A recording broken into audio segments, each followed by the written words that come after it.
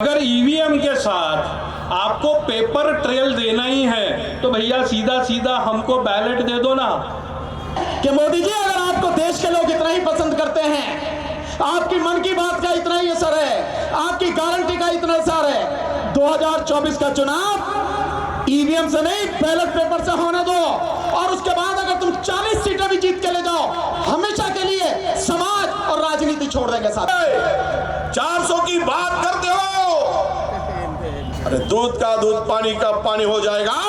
एक बार ईवीएम हटाकर चुनाव तो लड़ो, कितनी तुम्हारी लोकप्रियता है वो दिख पड़ेगी। क्योंकि हमारी तो कोई खबर आएगी नहीं। अब इतना बड़ा हो गया, कोई टीवी वाला खबर देगा क्या? नहीं देगा। अबे हमको टीवी वाले की आदत भी होगी, खाली उनके खबर पर हम निर्भर ही नहीं है। ये इतने सारे हो गए टीवी वाले। अब सोशल मीडिया दुनिया में पहले नंबर का मीडिया हो गया है। अगर सारे बूथ लेवल पर आप कमेटियां बना लेते हो तो आप ईवीएम फोड़ने के लिए वहां तैयार रहोगे।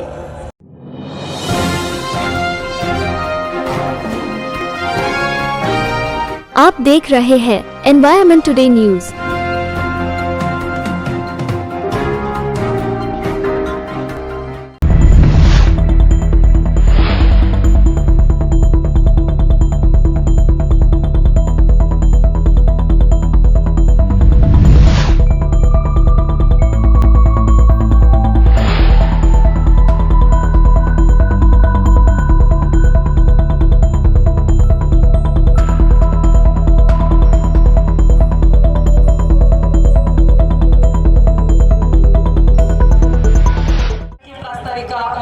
शुरू कर रहे हैं।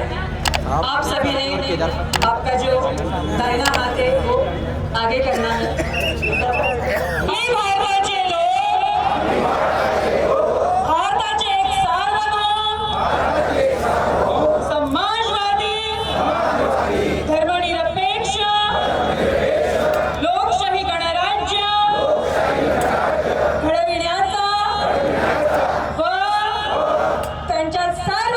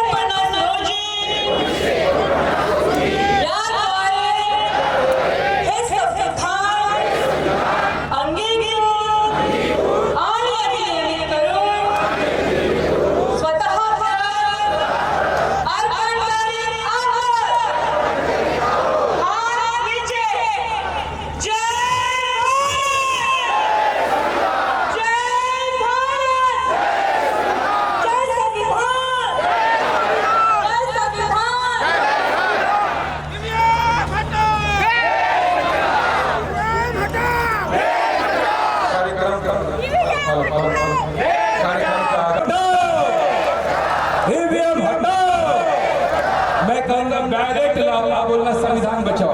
बैलेट लाओ, बैलेट लाओ, ईवीएम हटाओ, ईवीएम हटाओ। उसी प्रकार से सामने मौजूद है ये नेशनल हीरोज है। इस आधुनिक युग के नेशनल हीरो आपके सामने बैठे, उनका स्वागत बहुत जोरदार। ईवीएम हटाओ। सम्माननीय पूर्व मंत्री एडवोकेट राजेंद्र पाल गौतम सर भी यहाँ पर पधार चुके हैं। मैं उनका स्वागत एडवोकेट सुमित्रा कामले करेंगे इसलिए विनती करता हूँ। एक जोरदार ताली होना चाहिए सम्माननीय राज्यपाल गौतम सर के लिए, एक जोरदार ताली।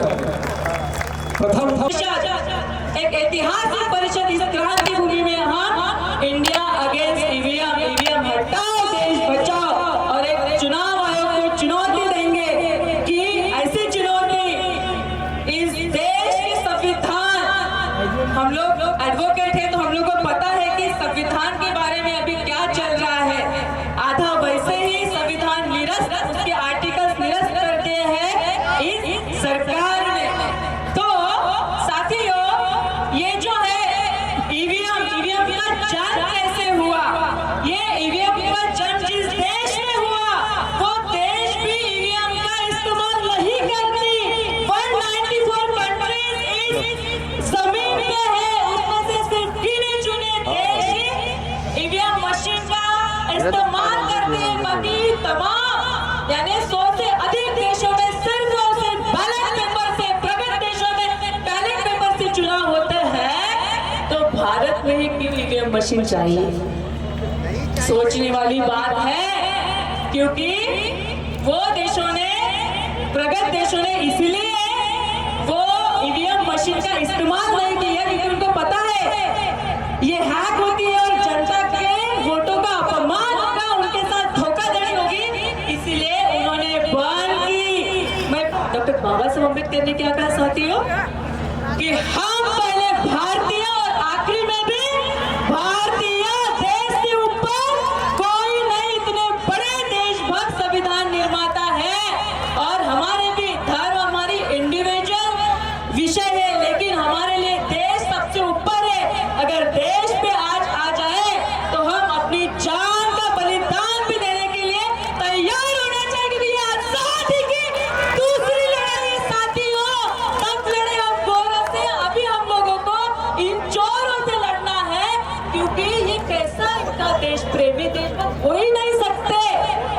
मार्टिन ल्यूथर किंग कहते हैं, मैं 2 मिनट लूंगी और मेरा विचार यहाँ पे समाप्त करूंगी। मार्टिन ल्यूथर किंग कहते हैं, जिस देश की रियासतें धार्मिक भावना को जन्म देती है, जिस देश की धार्मिक रियासतें धार्मिक मसलों को जन्म देती है, तो समझो देश को गलत लोग चला रहे हैं। और जो लोग धार्मिक मसले शांत करते हैं तो समझो देश को सही लोग चला रहे हैं। अब फैसला आप लोगों को करना है साथियों। अपने को ये जो चेहरे दिख रहे हैं, ये दिन रात समर्पण के साथ वो ये देश बचाने में और ईवीएम हटाने में लगे हुए हैं। आप सब लोग साथ दोगे क्या? दोगे कि नहीं? इस आंदोलन में साथ होना हमारे। इतना ही बोलती हूँ। जय भीम, जय भारत, जय संविधान। राष्ट्रवादी पार्टी के माइनॉरिटीज के यहाँ पर शब्बीर अहमद विद्रोही साहब, मैं उनको पाचारण करता हूँ और समय के बंधन को देखते हुए आपको 2 मिनट नहीं, हम आपको 5 मिनट देना चाहते हैं सर। आप अपनी बात रखें।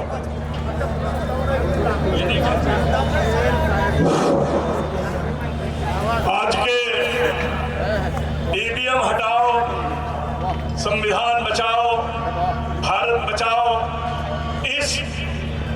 इस कार्यक्रम के अध्यक्ष हमारे बामन राव जी मेश्राम साहब, जो आज से नहीं 1 दशक से ईवीएम को हटाने की लड़ाई लड़ रहे हैं।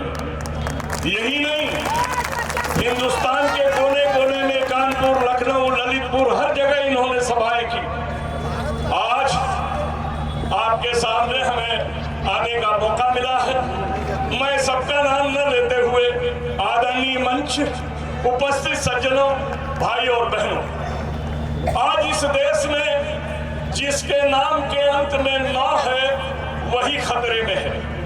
आप पूछेंगे आखिर में 9 वाला कौन खतरे में है? तो पहला ले लीजिए, संविधान के अंत में 9 है, संविधान खतरे में है। मुसलमान खतरे में है, नौजवान खतरे में है, इस देश का किसान खतरे में है। और इसीलिए मैं कहता हूं कि पूरा हिंदुस्तान खतरे में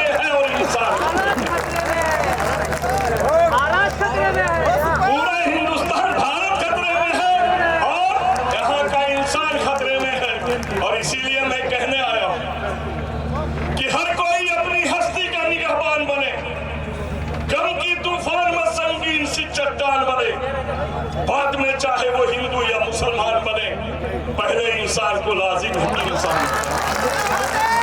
दोस्तों, इस ईवीएम में 3 मशीन जो ले रहा है उनके अधिकार को छीन, आप बोलेंगे कौन सा 3?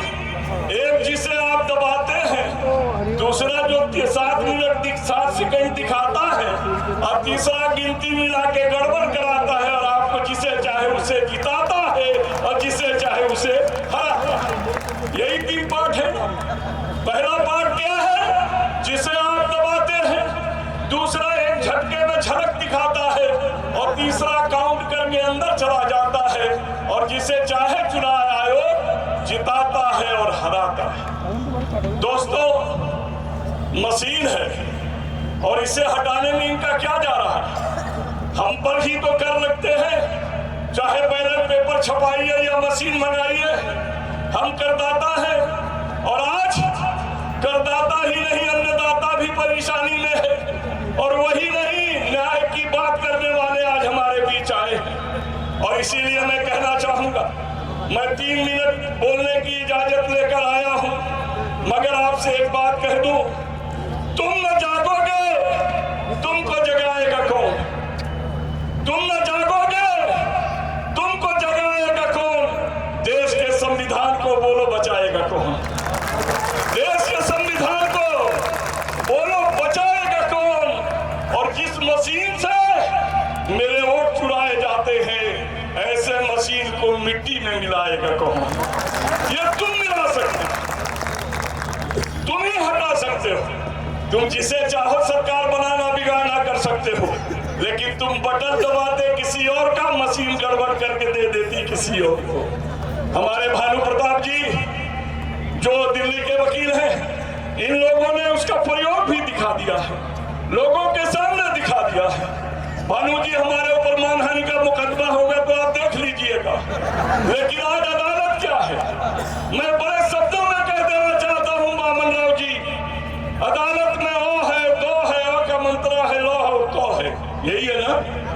और कहता हो तो कहता देते जाओ, लो कहता लड़ो, खूब लड़ो, तो तबाह दोनों हो जाओ, यही तो अदालत। आइए, लड़िए, चले जाइए। यहीं पर नहीं, बल्कि मैं इस पर कहता हूं भानु जी कि लोग सच बोल देते हैं नशे की हालत में, और झूठ बोलते हैं कसम खा के भी अदालत में। लोग सच बोल देते हैं नशे की हालत में, झूठ बोल देते हैं कसम खा के भी अदालत में। अब जनता की सेवा करने वो आ गया जो भारत को गुलाम बनाना चाहता था, वो सेवा करने आ गया। जनता की सेवा करने आ गया वो जो तुझे सताता था। कैसे जी पाएंगे आप, बोलिए सियासत में? और पढ़े लिखे लोग ही करते हैं बेईमानी। ईमानदार लोग थे दौरे जहालत में, शाही कभी बेईमान नहीं हुआ, मगर पढ़े लिखे लोग नुक्ते के हेर फेर से खुदा को जुदा बना देते हैं। ऊपर लिख दिए खुदा, नीचे लिखे तो जुदा। इसलिए दोस्तों, हमें और आपको ये सौगंध हमने संविधान का दिया, और ये लिया इसलिए हर चीज को मिटाना है। और इसीलिए मैं कहना चाहूंगा, मेरे भाई ने कहा, आप अपने जहन में लड़ने की महारत रखें, आप अपने जहन में लड़ने की महारत रखें, और दिल में बसा करके अपने भारत रखें। दूर यहाँ से नफरत की तजारत रखें, दूर यहाँ से नफरत की तजारत रखें, और जिंदाबाद दोस्तों इस देश में भारत रखें। भारत को बचाइए, ईवीएम को हटाइए, भाई भाई को एक कराइए। और ये मैंने नहीं, इसी बात पर बात को समाप्त करूंगा। वैसे मैं बहुत सोच कर आया था, क्योंकि आज भारत क्या कह रहा है? भारत कह रहा है, जागो जागो ए जवान, जागो जागो ए किसान, हाथ फैलाकर भारत तुझे बुला रहा है। और ये कह रहा है कि तुम न जागोगे तो फिर कुछ नहीं होगा। जागो और पड़ोसी को जगाओ। आतंक को भी एक बात आ गई, आप तो कह दो, जिसके मुंह में झूठ भरा हो, आप बताइए कितना झूठ। अब बोलता है मोदी का गारंटी है, और 15 लाख किसकी गारंटी थी? दूसरे की थी। रोजगार की गारंटी किसकी थी? तीसरे की थी। लेकिन सुनो, जिसके मुंह में झूठ भरा है, रग रग में मक्कारी है, इसका इलाज कैसे होगा जिसकी ये बीमारी है, जो जिंदगी भर झूठ बोलता है। और इसी शेर पर बात को खत्म कर देना चाहूंगा। जमीन पर बैठ कर देखो, गगन की बात करता है, सुमन को रौंदने वाला चमन की बात करता है। जमीन पर बैठ कर देखो, गगन की बात करता है, सुमन को रौंदने वाला चमन की बात करता है।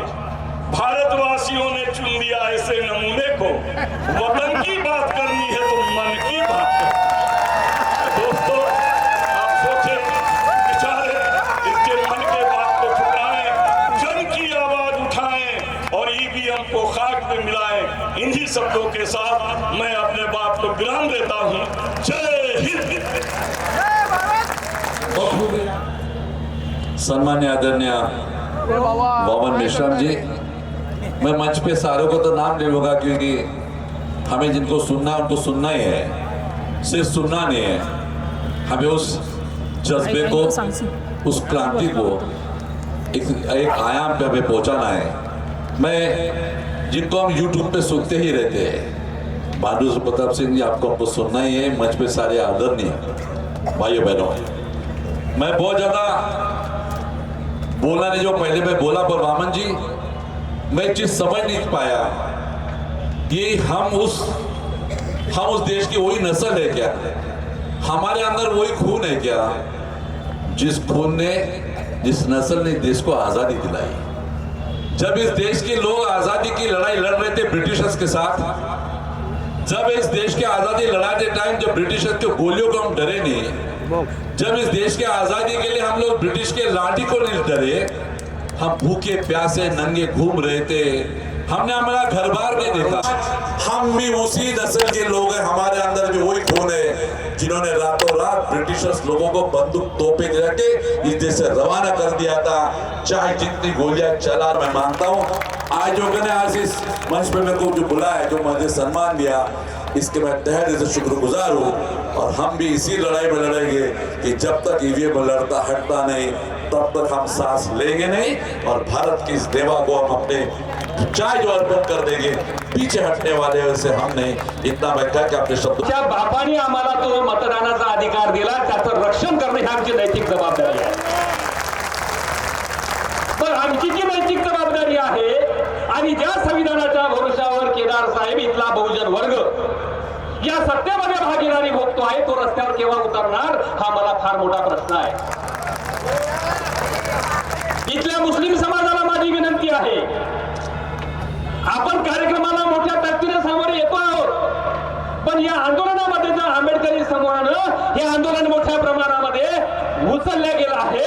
आदरणीय वामनजी मेश्राम साहेबांनी गेल्या अनेक वर्षापासून या आंदोलनावरती एक मेणबत्ती म्हणजे एक धूप जाळलेली आहे, एक ऊर्जा जाळलेली आहे, त्यामध्ये आपण केव्हा सहभागी होणार आहोत। आज ज्या पद्धतीने आपण केदार साहेब बोललात, प्रत्येक ओबीसी समाजामध्ये जाऊन आपण स्वतः ही आग लावणं ही काळाची गरज झालेली आहे। आणि आपण आणि येणारे आता वडेट्टीवार साहेब आणि या ठिकाणी सर्व मान्यवर, आपण सर्व बहुजन समाजामध्ये आग ठेवाल ही अपेक्षा करतो। आणि आपण या ठिकाणी मला या आयोजकांनी ते बोलावलं, माझा सन्मान केला, त्याबद्दल मी सर्वांचे आभार व्यक्त करून माझे 2 शब्द संपूर्ण मी माझा वेळ आदरणीय सर्व महोदयांना मी देतो। विधायक दिल्ली सम्माननीय एडवोकेट राजेंद्र पाल गौतम जी को मैं यहाँ पाचारण करना चाहता हूँ कि वे इस परिषद में इस तमाम भारतीयों को मार्गदर्शन करें, ऐसी मैं विनती करता हूँ। ईवीएम हटाओ, बैलेट पेपर वापस लाओ, देश बचाओ, भारत बचाओ। आंदोलन के सभी मंच में बैठे हुए प्रहरी और साथियों सभी को क्रांतिकारी जय भीम विनम्र नमो बुधाए। साथियों, वो कौन लोग हैं जो देश के लिए खतरा बन गए हैं? वो कौन लोग हैं जो देश के संविधान को खत्म वो कौन लोग हैं जो पूरे देश में जाति और धर्म के नाम पर नफरत फैला रहे हैं? वो कौन लोग हैं जो भारत को फिर से गुलाम बनाने की साजिश रच रहे हैं? ईवीएम बनाने वाली company BEL Bharat electronics limited, उसके इंडिपेंडेंट 7 डायरेक्टर्स में से 4 डायरेक्टर भारतीय जनता पार्टी के पदाधिकारी है। तो फिर वो ईवीएम बनाने वाली मशीन से ईवीएम चोरी होना तो तय है, क्योंकि ईवीएम के अंदर जो सोर्स कोड होता है, जो सॉफ्टवेयर उसमें डाला जाता है सर्वर के माध्यम से, जिस सोर्स कोड का इस्तेमाल किया जाता है, वो सोर्स कोड उन डायरेक्टर के पास है जो भारतीय जनता पार्टी के पदाधिकारी हैं, और वो ईवीएम बनाने वाली कंपनी के डायरेक्टर भी है। वो सोर्स कोड का इस्तेमाल करके वो ईवीएम से वोटों की चोरी कर रहे हैं, और केवल इतना नहीं कर रहे, बल्कि उसका जो सॉफ्टवेयर बनाने वाले लोग हैं वो 4 लोग हैं जो 4 IIT के प्रोफेसर्स हैं। वो लोग सॉफ्टवेयर बनाते हैं, और सॉफ्टवेयर बनाते वक्त ऐसी प्रोग्रामिंग करते हैं जो माइक्रो कंट्रोलर चिप के अंदर वो प्रोग्राम जब डाल दिया जाता है तो ये वोट की चोरी सुनिश्चित करने के लिए ईवीएम के अंदर रियल टाइम क्लॉक लगाया गया है। ये रियल टाइम क्लॉक क्या है, ये वैसे तो लोग नहीं समझेंगे, मैं साधारण भाषा में समझाता हूं। जिस तरह आप अपने मोबाइल फोन के अंदर अलार्म लगाते हैं सुबह जल्दी उठने के लिए, अगर आपको ट्रेन पकड़नी है या फ्लाइट पकड़नी है, आपको जल्दी उठना है, तो आप अपने फोन के अंदर आप अलार्म लगाते हैं। लेकिन अगर आपके फोन के अंदर क्लॉक ना हो, रियल टाइम क्लॉक ना हो, टाइमर ना हो, तो आप उसमें सुबह उठने के लिए टाइम सेट नहीं कर सकते, अलार्म नहीं बजेगा, आप उठ नहीं पाएंगे।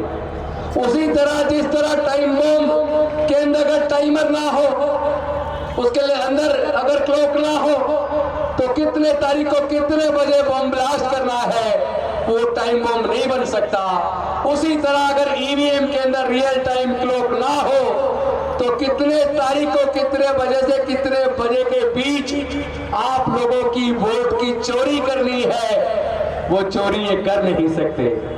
सॉफ्टवेयर के अंदर ये प्रोग्रामिंग करते हैं, उसके अंदर ये डाल देते हैं कितनी तारीख को चोरी होनी है। फॉर एग्जाम्पल 10 मार्च को चुनाव होना है, तो ये उस प्रोग्रामिंग के अंदर ये जो प्रोग्रामिंग करते हैं सॉफ्टवेयर में बनाते वक्त, उसमें प्रोग्रामिंग कर देते हैं 10 मार्च को, मान लो उसने डाल दिया सुबह 10 बजे से शाम को 6 बजे के बीच जितनी भी वोटें पड़ेंगी उसमें से आधी वोटें बीजेपी को चली जाएंगी। तो वो जो टाइमर लगा है ईवीएम के अंदर, उसकी मदद से चुनाव की तारीख के दिन वो आपकी आधी वोट चोरी करके मोदी जी को जिता देंगे। उसी की वजह से मोदी जी के अंदर इतना कॉन्फिडेंस है कि वो कह रहे 370 बीजेपी को मिलेगा और 400 एनडीए को मिलेगा। ये जो भरोसा मोदी जी के अंदर आया है या भारतीय जनता पार्टी के लोगों के अंदर आया है, ये ईवीएम की चोरी की वजह से आया है। मैं पूछना चाहता हूं, election commission of India EVM से चुनाव कराने की जिद पे क्यों अड़ा है? पूरे दुनिया के विकसित देश जिन्होंने ईवीएम बनाई है, उनको ईवीएम के ऊपर भरोसा नहीं है, वो बैलेट पेपर से चुनाव कराते हैं। फिर भारत का इलेक्शन कमीशन ऑफ इंडिया इतना जिद पे क्यों अड़ा है? इसलिए अड़ा है क्योंकि रिटायरमेंट के बाद इन आईएएस ऑफिसर्स को और इन जजों को रिटायरमेंट के बाद कोई अच्छी कुर्सी चाहिए। किसी को कमीशन का चेयर बनना है, तो किसी को राज्यसभा की सीट चाहिए। आपको याद होगा सर्वोच्च न्यायालय के एक मुख्य न्यायाधीश थे जिनके लास्ट के 6 महीने बाबरी मस्जिद गिराने वाला जजमेंट आया था, जिनके खुद के कार्यकाल के 6 महीने के अंदर राफेल के ऊपर जांच कराने से उन्होंने इनकार कर दिया था, जिन्होंने जस्टिस लोया हत्याकांड की जांच कराने से इनकार कर दिया था, वो सारे जजमेंट में इनके फेवर में आए। सिर्फ इसलिए कर दिए क्योंकि रिटायरमेंट के बाद राज्यसभा की कुर्सी चाहिए थी। अगर देश का मुख्य न्यायाधीश देश को दांव पे लगा सकता है, तो फिर ये 4 IIT के प्रोफेसर जो सॉफ्टवेयर डेवलप कर रहे हैं, क्या उनको खरीदा नहीं जा सकता? क्या उनको डराया नहीं जा सकता? फिर कैसे देश बचेगा? कैसे आपके वोट की चोरी होने से रोकेंगे? मैं कहना चाहता हूं साथियों, इसके लिए अगर कुर्बानी देनी पड़े जान की, तो हम अपनी जान की कुर्बानी देंगे। हम डरने वाले लोग नहीं है। हम लोगों ने, आप जानते हैं 2013 से भी पहले से बामन मेश्राम लगातार पूरे देश के कोने में जा जाकर ईवीएम की चोरी के बारे में लोगों को भी जागरूक कर रहे हैं और सुप्रीम कोर्ट के अंदर लड़कर सुप्रीम कोर्ट के जजों को भी हिलाने का काम कर रहे हैं। उधर दिला होगा, बैलेट पेपर लाना होगा, बैलेट पेपर लाना होगा।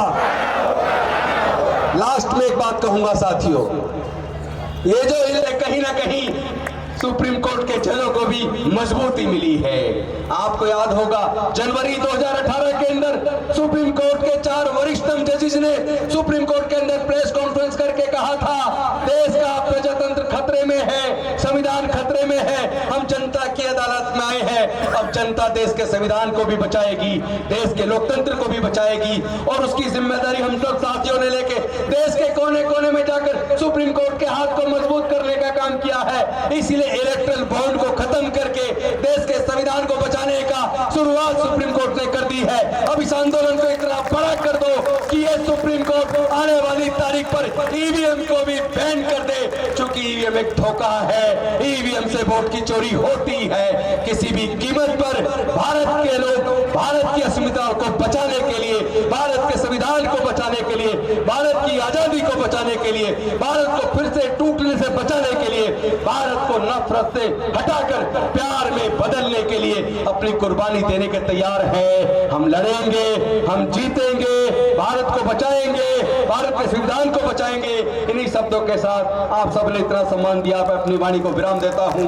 बहुत बहुत धन्यवाद। नमो बुद्धाय। जय भीम, जय भारत, जय संविधान।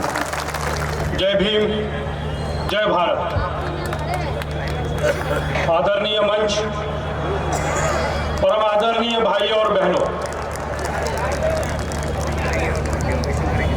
अभी हम सुन रहे थे गौतम साहब को, जिन्होंने अपनी मिनिस्टर की कुर्सी छोड़ना पसंद किया, लेकिन डॉक्टर बाबा साहब आंबेडकर की प्रतिज्ञाओं को नहीं।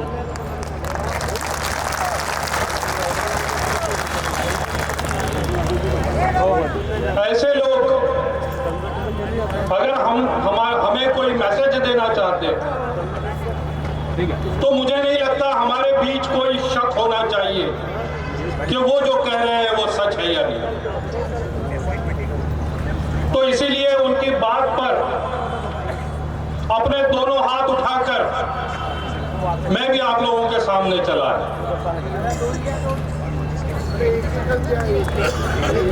ये इलेक्शन का साल है, बहुत उथल पुथल मचने वाली है। कल ही हमने सुप्रीम कोर्ट का एक जजमेंट देखा, जिसमें सुप्रीम कोर्ट ने पूंजीपतियों की और इस सरकार की साठगांठ कैसी है, इस बात को खुला करते हुए इलेक्टोरल बॉन्ड को असंवैधानिक करार दिया। 15 जून 1949 ये एक बड़ा ऐतिहासिक दिन।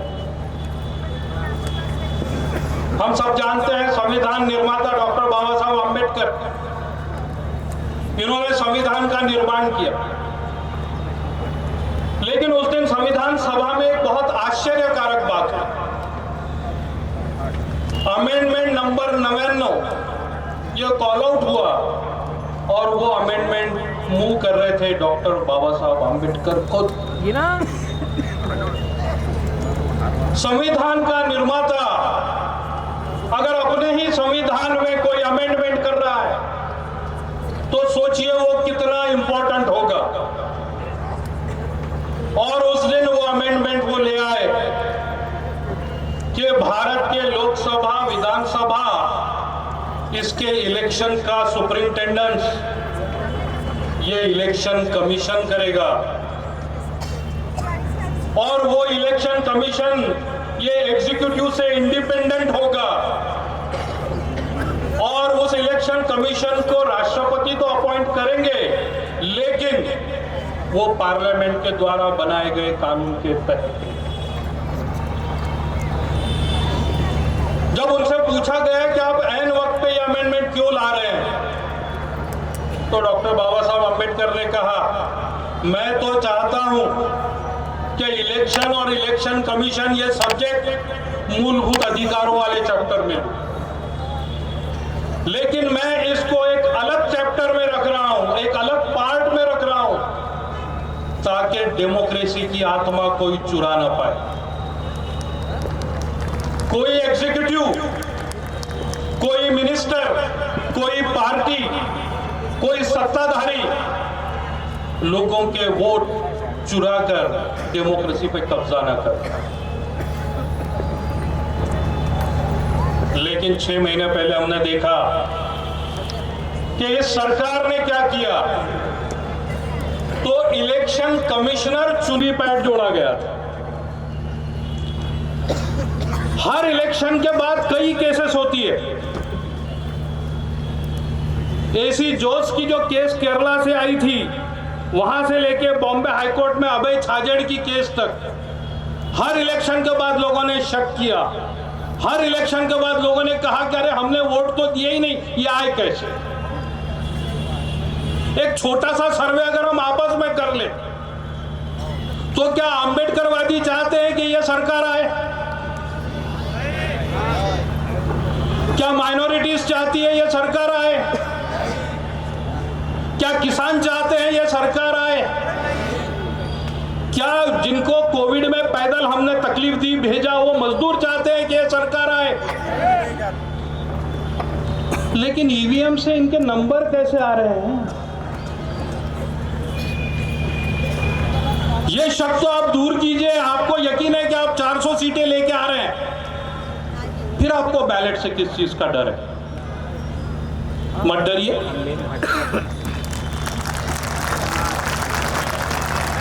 जब आपकी गारंटी काम कर रही है, तो फिर आपको क्यों डर है कि अगर ईवीएम हम हटा देंगे और बैलेट ले आएंगे तो कुछ गड़बड़ी होगी? अगर ईवीएम के साथ आपको पेपर ट्रेल देना ही है, तो भैया सीधा सीधा हमको बैलेट दे दो ना, और साबित कर दो कि तुम हीरो हो, हम जीरो हैं।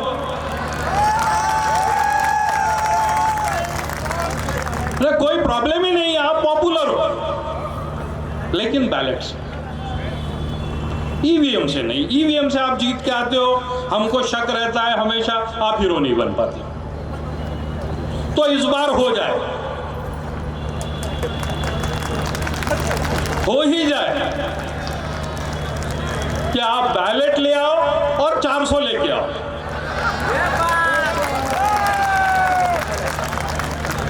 क्योंकि अब देश को पता चल चुका है कि कांग्रेस के खादी के पैजामे के अंदर किस किसने खाकी रंग की चड्डी पहनी थी।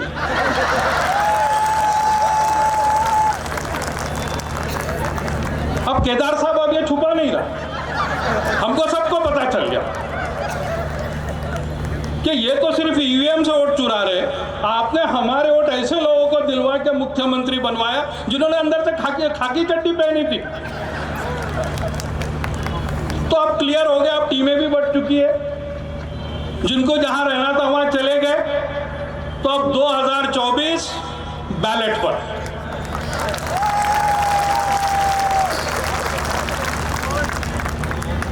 हमको ये याद रखना चाहिए कि जो कुर्बानियां हमारे बुजुर्गों ने दी इस देश की,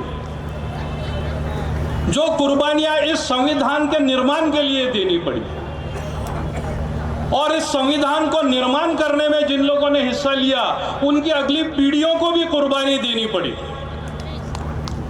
अगर हमने आज इजाजत दी, अगर आज हम सोए रहे, अगर आज हमने आंखें बंद कर ली और हमारे वोटों को चोरी हो जाने दिया, तो वो सारी कुर्बानियां वेस्ट है, वो सारी कुर्बानियां फेल है। और हमने इस देश के साथ, हमने इस संविधान के साथ द्रोह किया है। मैंने कसम खाई, मैंने तय किया है कि मैं संविधान के साथ द्रोह नहीं करूंगा। मैं आखिरी दम तक के ईवीएम को हटाने और बैलेट पे इलेक्शन करने के लिए लड़ता रहूंगा। मुझे लगता था कि मैं अकेला हूं, लेकिन वैसे नहीं। आज मेरे साथ ये सारे लोग, मेरे साथ मेरे सारे भाई बहन यहां हैं जो आज देश और संविधान को बचाने के लिए। 26 जनवरी को नागपुर ने एक बहुत ही अजीब सा नजारा देखा था। 26 जनवरी को हमने एक रैली निकाली, संविधान बचाओ, ईवीएम हटाओ। जब वो रैली का समापन हुआ तो उस समापन को देखकर मैं खुद यकीन नहीं कर पा रहा था कि मेरे सामने तकरीबन 500 मुसलमान बहनें बैठी।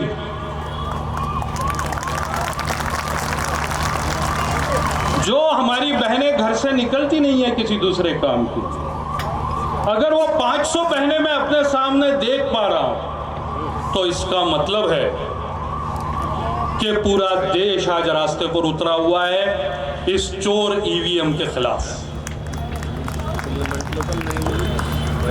तो आज यहां से जाते हुए हम तय करते हुए जाए कि हम किसी हालत में अगले इलेक्शंस ईवीएम पर नहीं होने देंगे। ये बात हम अपने लोगों तक के तो कहेंगे, लेकिन सारे भारतीयों को भी समझाने की कोशिश करेंगे। और इसी प्रतिज्ञा के साथ मैं आप सभी से विदा लेता हूं। मेरे साथ बोलिए, जय संविधान, जय भारत। बहुत बढ़िया सर। यहाँ पर सम्माननीय विरोधी पक्ष नेता महाराष्ट्र विधानसभा सम्माननीय विजय वडेट्टीवार जी यहाँ पर आए। जोरदार तालियां यहाँ पर होना चाहिए। ईवीएम हटाओ।